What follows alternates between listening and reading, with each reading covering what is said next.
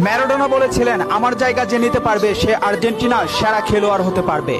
টেভেজ বলেছিল, যে মেসিকে বুঝে না সে ফুটবল খেলাই বুঝে না। ব্রাজিলের পেলে বলেছিল, মেসিকে কখনোই খারাপ খেলতে দেখিনি, সে সবসময় একই ধারে খেলে আসছে।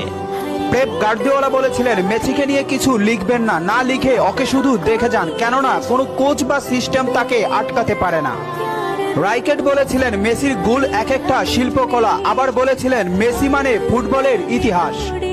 ব্রাজিলের রোনালদো বলেছিলেন, মেসিকে অনেক বেশি কমফিট মনে হয়।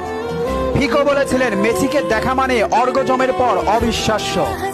জাভি বলেছিলেন, মেসি অন্যদের থেকে কতটা এগিয়ে এটা যারা বুঝে না তারা অন্ধ। ইনিয়েস্তা বলেছিলেন, মেসি যা পারে অন্যরা তা পারে না, বার্সেলোনা আর কখনোই আরেকটা মেসি পাবে না। ব্রাজিলের রোনালদিনহো বলেছিলেন, আমি একবার বিশ্ব সেরা হয়েছিলাম, কিন্তু তখনও বার্সার সেরা প্লেয়ার হতে পারিনি, কারণ তখন বার্সাতে ছিল মেসি। অরিফ বলেছিলেন, মেসিকে দেখলে সব সময় সতর্ক থাকতে হয়।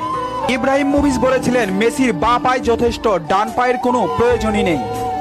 খুলিদ বলেছিলেন, মেসিকে দেখতে পাচ্ছি বলে আমরা ভাগ্যবান, কারণ মেসি ফুটবলের সৌন্দর্য। রোমারিও বলেছেন, ও নিউটন আইনস্টাইনের মতো প্রতিনিয়ত নিজেকে ছাপিয়ে যাচ্ছে।